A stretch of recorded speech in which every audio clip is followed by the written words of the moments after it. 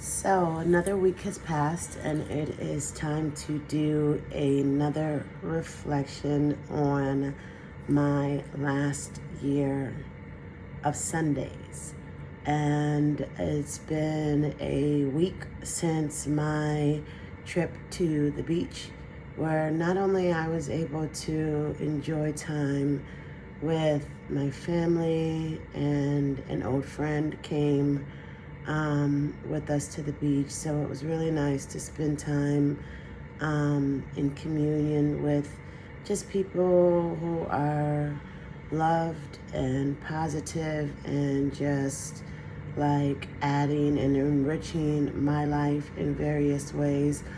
But obviously, I will not say more importantly, but obviously it was really nice for me to be at the water as well, at Yemonja's water. So we went to the beach, which is always a fantastic time to do sort of the dual reflection on life. Obviously, as a person, as a mom, as an Ia, it's good to just be at the beach and relax and reset. But then spiritually seeking, in the midst of that gaze upon the horizon, in the midst of that time standing still, sitting still, it's also a wonderful time to receive reflections. And so that's what my video vlog is on today. The peace that comes in the stillness, the understanding that comes in the stillness. A lot of people are totally, I don't want to say enamored by what we call the first year or the year in right in Orisha practices and Orisha study. That year in white sometimes to others can seem obviously a little esoteric, maybe a little extra, maybe a little bit extraordinary to folks. But as I was sitting with Yeye at the water and just in quiet and in peace, what I really received that I've been able to reflect on this last week was just the importance of being still. We also call that year in white sort of the year on the mat, because much of your life when you are first initiated is centered on sitting on the mat. Initiation is basically like your rebirth to self, rebirth to spirit. And as I am pleased enough to celebrate the life of my 2-year-old, a lot of that time is set down, sitting on the floor, wherever, the playpen, the mat, and just learning. That's where the knowledge really sits in and really infiltrates your very being to allow you to come to a different path of understanding. And so as I Sankofa myself and I sit back and reminisce on that first year in white and that first year on the mat, what comes back to me overarchingly, abundantly, is how peaceful and calming that time on the mat is. Like many, to stop as an adult and not be partaking in yoga or guided meditation or stretching or anything else that we try to stop ourselves, and sit for, but just to sit and receive.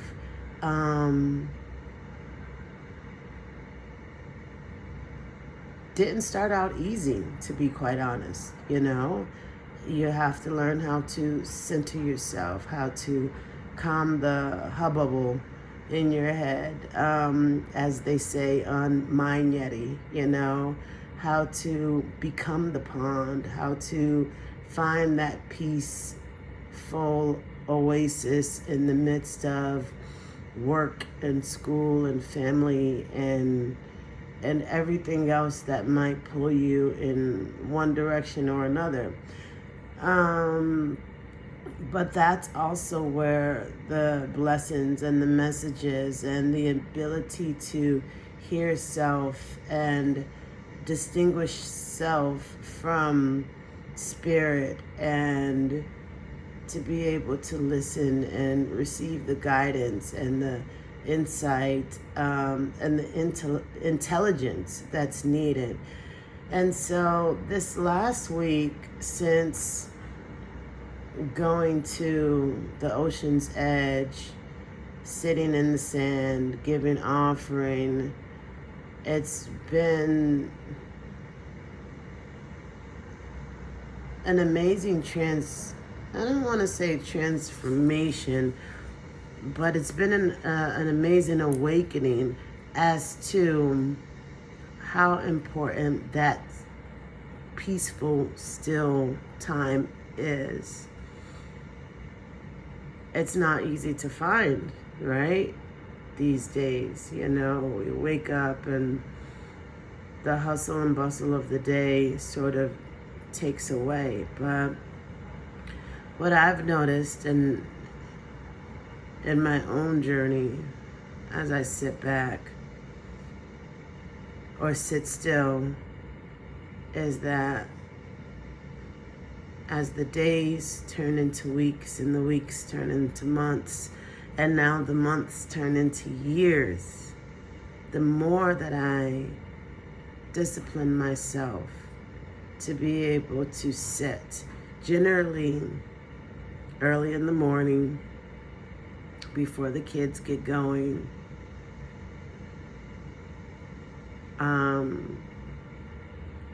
generally with a cup of tea, herbal tea,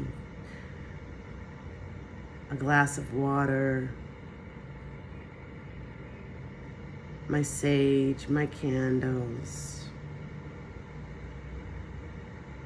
my water, my shea butter, my chants. It's a chance for me to allow spirit to come to me, work with me, work through me, so that I can be a conduit for spirit to get its work done, closing the circle, making sure that I'm an important part of that circle, that I run and rule the spirit and energy around me, as opposed to letting all the other spirits and energies infiltrate me. It's a chance for me to ground myself and to be intentional about the things that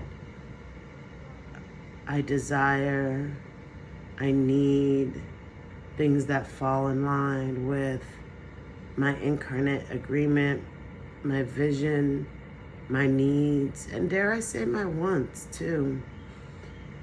So, as I sit here and reflect on this last year, what has rang forth for me overarchingly is just the importance of being still, that time on the mat, the ability to stop. Sometimes we do so much we don't even stop to receive, you know?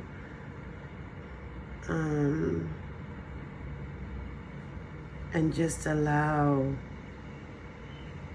ourselves to line up, for me to allow myself to line up with the vision that creation, nature, the Orisha, the ancestors have for me.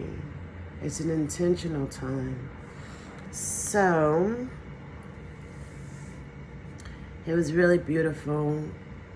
A couple of mornings ago, I got up to do my general morning, routine, ritual. And I went outside to the grove and I looked up and the moon was still out. The sun was coming up and but out of that I could see it was just the strikiness of the moon.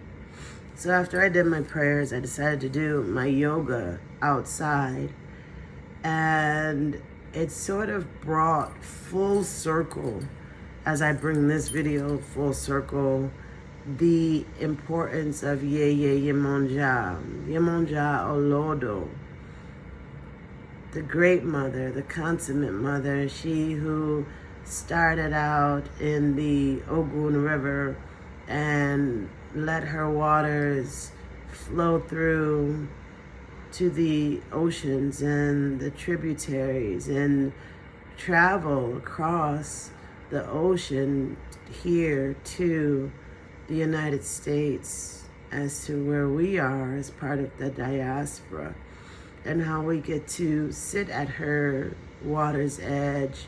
And then Yeye also being the mother of the moon and all of her mysteries, and how the moon coincides and dances with the ocean. So I decided to do my yoga routine outside under the moon, and it was just really a full circle moment to have sat by the water and then enriched a different part of me, my mind and my soul, but then to do my yoga underneath the moon was just such an affirmation that Spirit is with me, that Yemonja is with me, that the Mother of Fishes knows exactly what we need spiritually seeking, what we are spiritually seeking in order to strengthen our soul, our heart, our vision. And so that's one of the things that I just wanted to take a moment to reflect on this week in my vlog. Just the importance of Yeye Yemonja and how we in real life connect with her. And so then what does that mean with all of this sitting and meditating and time on the mat? How does that translate? How is that then tangible? How does that then go from the spirit world to the physical world, from the esoteric world to the tangible world?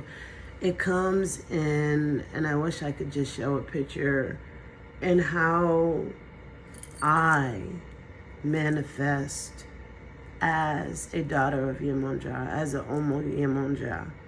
How am I able to show up, be present with my children, with my classmates, with my students? How does my good and gentle character translate to them as being Omo Yemonja? And what does that look like to those around me who might not even know whom Yemonja is or what it means to practice Orisha lifestyle and culture? And so those are things that, as I get to this point of next to graduation, and I still work on reciting my poems, and I still work on the Yoruba dialect and the intonations, which sometimes makes me want to just take all my work and shove it to the side and be like, I can't do this. But how is it really coming out? It's in how I carry myself, and that which I always have, but it's given me a little bit extra strength to do so.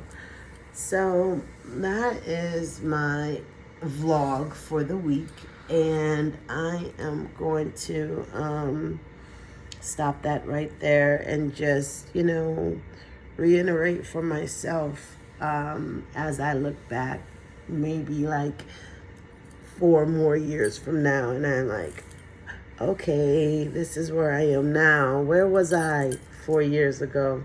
Hopefully this video will be able to just remind me as to the importance of the time on the mat.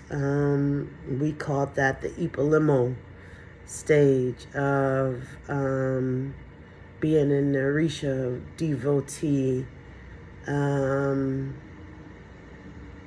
where you just sit, practice writing everything in your book and all those other little things that we do. But the most important part of it for me has just really been the stillness. So that's it. That's the rest of the vlog for this week, chronicling my last year in Ifa studies with my Aluo Dr. Kola Abimbola.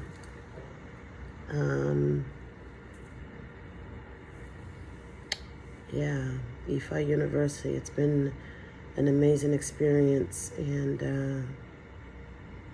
I'm so happy to have added this to my spiritual repertoire, my spiritual awakening. So, before the children start awakening, I'll call this vlog a wrap and just continue in this meditative stage that I'm in. So, that's it for now.